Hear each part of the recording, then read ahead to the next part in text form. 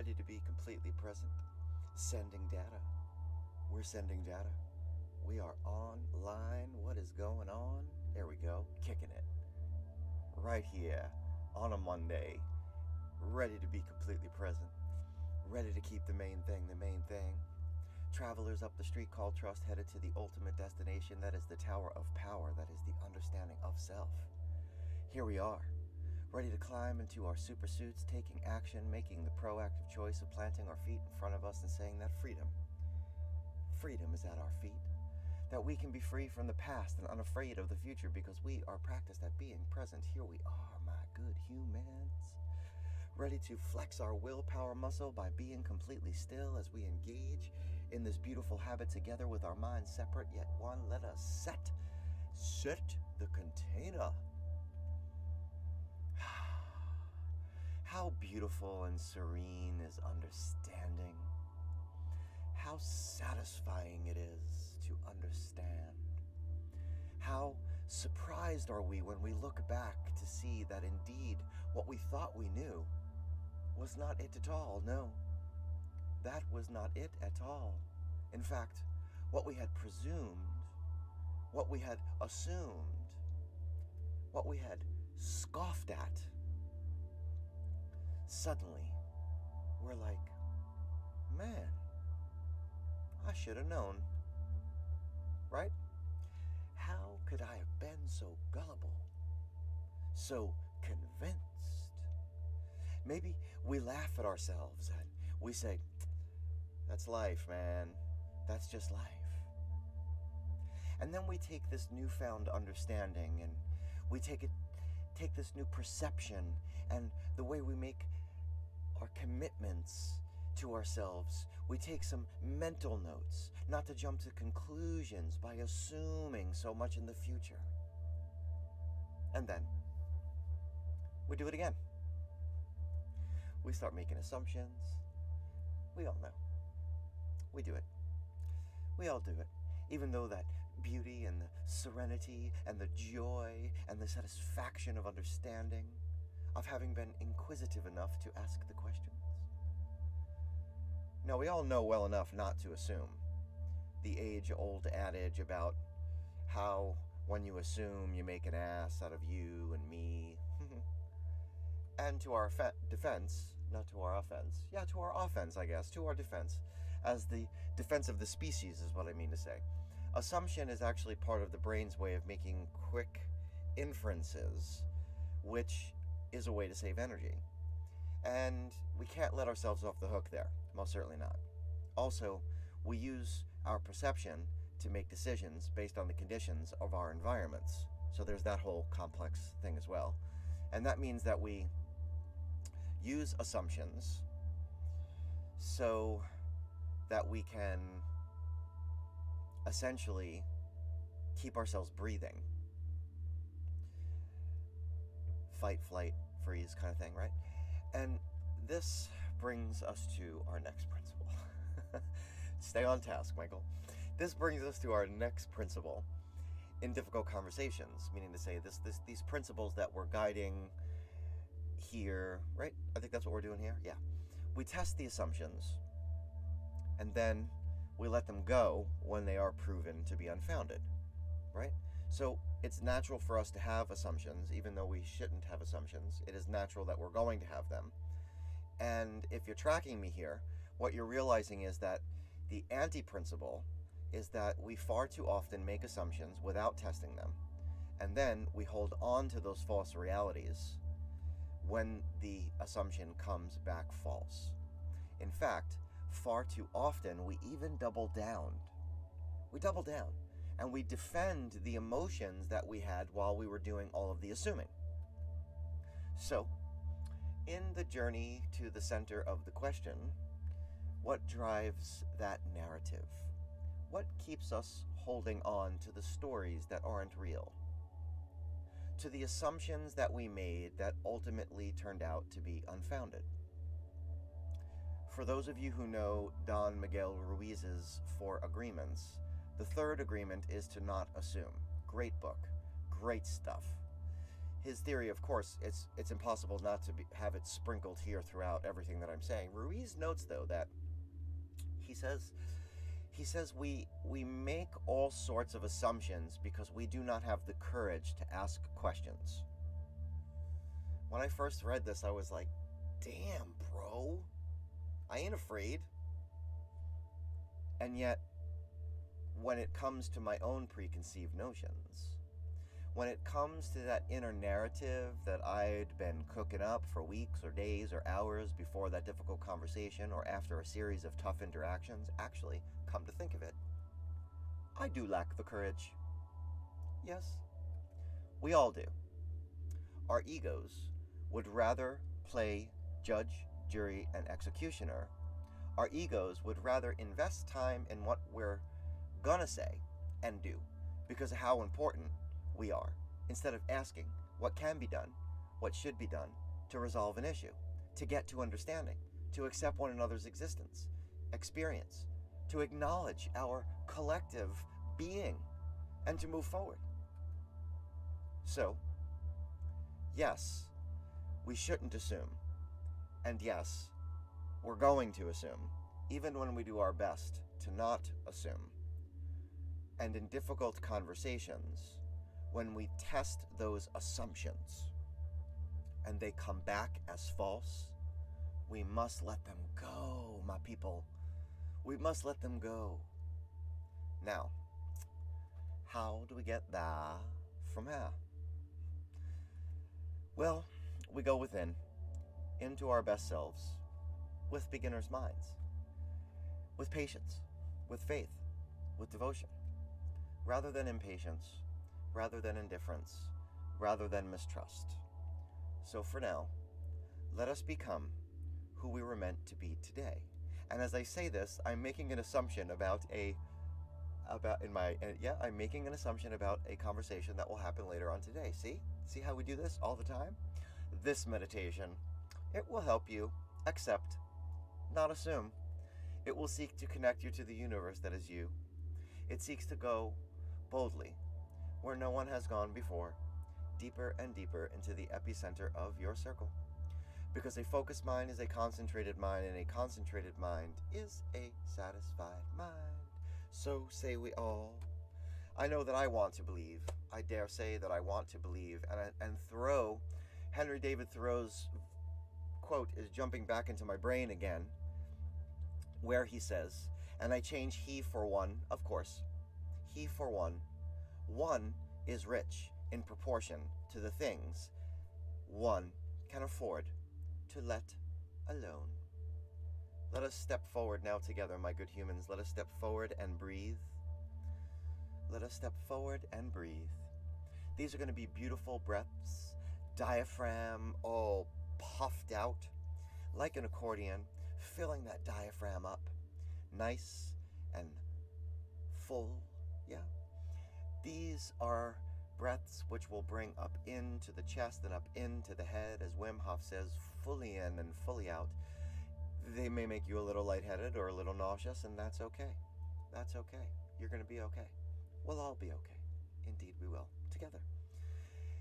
At the top, a light pause, a free fall, and a relaxation. What's going on here? Staten Island in the house. We're going to relax. We're going to let go of that breath, and we're going to allow it to just dissipate. We're not going to force it out. We're not trying to hyperventilate. We're just going to release the breath and allow it to go, and then start over. If you're seated, your feet are to the floor. Your palms can be in your lap or at the tops of your legs. If you're lying down, each limb should be touching the surface. If you're in the lotus position, I dare say that you know what to do. If you're standing like me, more like Tai Chi, feet shoulder width apart so you don't fall forward. And here we go. Beautiful belly breaths, eyes wide open, completely aware of all that is us, completely aware, breathing deep. And release. Breathing deep. And release. Breathing deep. And release. deep. And release. Breathing deep. And release. Breathing deep. And release. Breathing deep. And release. One more time, breathing deep. And release. This time you allow that breath to fold into your physiology, letting it go as though you forget it, allowing the eyes to close at your own pace,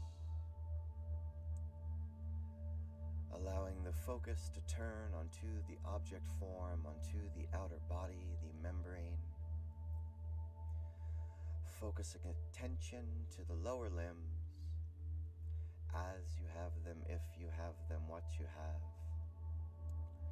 Feet, ankles, toes, fascia of the soles, the calves, knees and joints, long hamstrings, weighty quads, thick glutes, all together, squeezing down, drawing in, creating tension, focused attention, noticing how you call attention to one compartment and you lose focus of the other, bringing them all together, overriding the tension, and when you have it all together, let go. Fully let go. Feeling that release, finding the root, the bottom of the spine, the line of the chakra, the sacral and solar plexus, finding the heart center, as you have them, if you have them, what you have, the miles of digestive tract, the rib cage, the heart, the brain belly, all together, drawing down, taking hold that root, drawing in the abdomen, squeezing down the pectoral, taking hold the entire torso, focused attention, overriding tension, and when you have it all together, let go.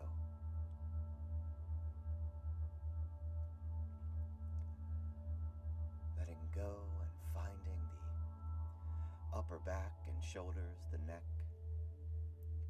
as you have them, if you have them, what you have. Biceps and triceps, forearms and wrists and palms and digits, all together, squeezing down, drawing in, creating tension, focused attention, and when you have it all together, let go.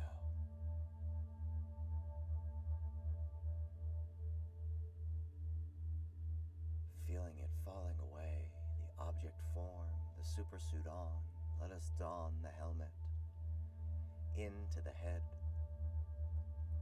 as you have them, if you have them, what you have, eyes and sockets, ears and lobes, teeth, tongue, gums, skin of the cheeks, follicles of hair, sinus and crown, squeeze down, drawing in, creating tension, focused attention, and when you have it all together, let go.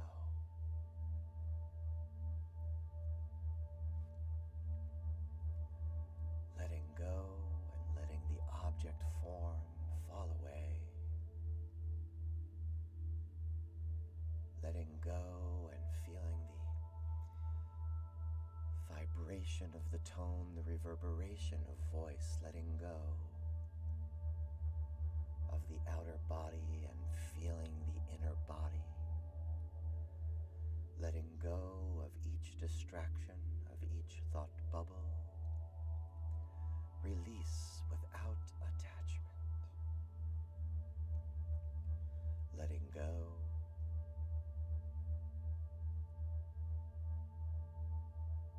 To the center of your circle, letting go. Feeling the sunshine beaming from your pocket on the inner body, on the mind's eye.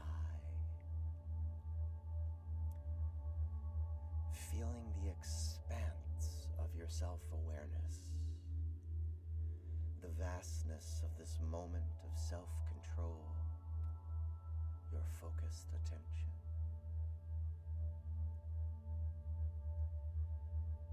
As consciousness rises and fills the sphere of your influence, as you use your will in this now to choose imagination, to be the artist of you, the creator of an image. Each artist uses an instrument, be it pen, brush, chisel, guitar, drum, voice. Choose the instrument for now.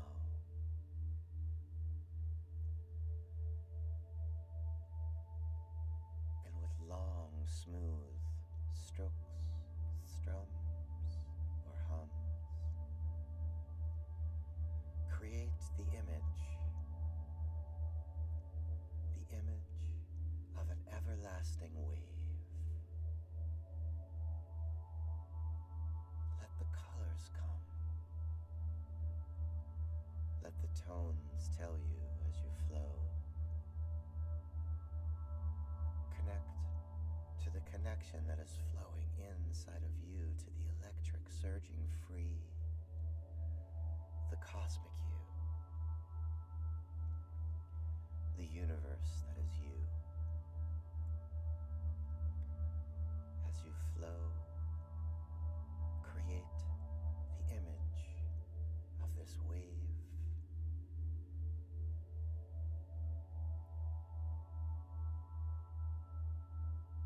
You set this scene. You create this image. And now let go of your instrument, allowing the scene to float in the vast expanse of your awareness, and let go of imagination. Let go of will. And in this moment, be.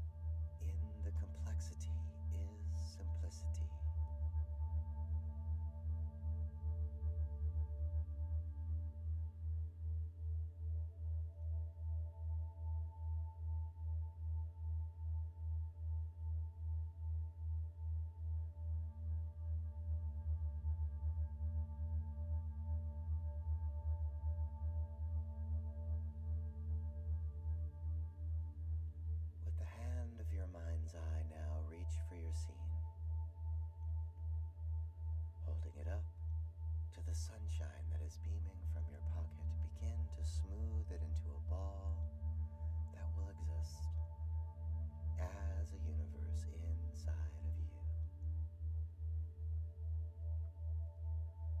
Holding the ball out in front of you now.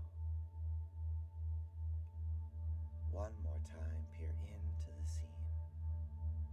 See the image of your everlasting wave and release the ball, allowing it to drop and splash into the center of your circle. And as it splashes down, let go and feel that ripple. As the ripple pushes forth, let go of all you do not know. Let go of all that you may not understand. Let go of all that you cannot control, because that is okay. And as you feel that ripple pushing forth, as you feel the pulsing and growing, feel your circle expanding from your acceptance. And an affirmation say, I will use my self-awareness to focus on what I can control. I will use my free will to focus on what I can control. I will use my imagination to focus on what I can control. I will use consciousness to focus on what I can control. I am the programmer, and this is my program. This is the space that exists in between the stimulus and the response. The space where I stand in the center of my circle, where I have the freedom to choose my responses. I want to believe. So say we all. And now, call your attention back to a light breath, and with a breath light, allow the world back onto the body, onto the head, onto the neck and shoulders. With a light breath and a breath light, allow the world back to the heart center. With a breath light and a light breath, take hold of your root. At your own pace, begin to open your eyes and call your attention to all that you have, what you have, if you have the upper and lower limbs, the brain belly,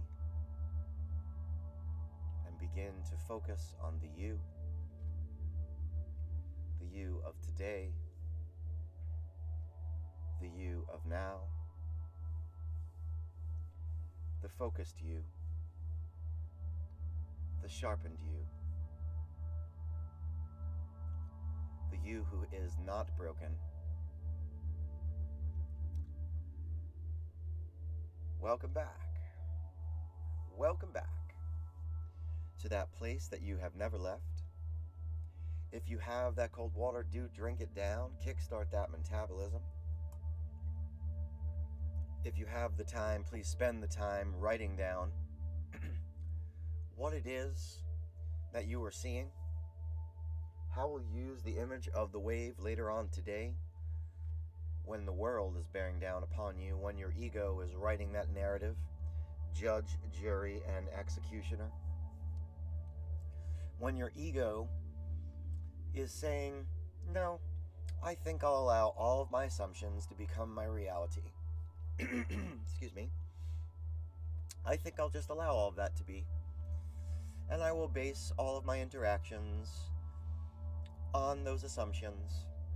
And I won't ever be inquisitive or ask questions, and even more so when I get angry or I'm in conflict and I am responding in the ways that I respond in conflict. How will you use this image to be more mindful, to be more connected. My good humans, you are not broken. My good humans, you, each of you, you are not a drop in the ocean. You are the ocean in the drop, and we together are the tide. I love you individually and as a group.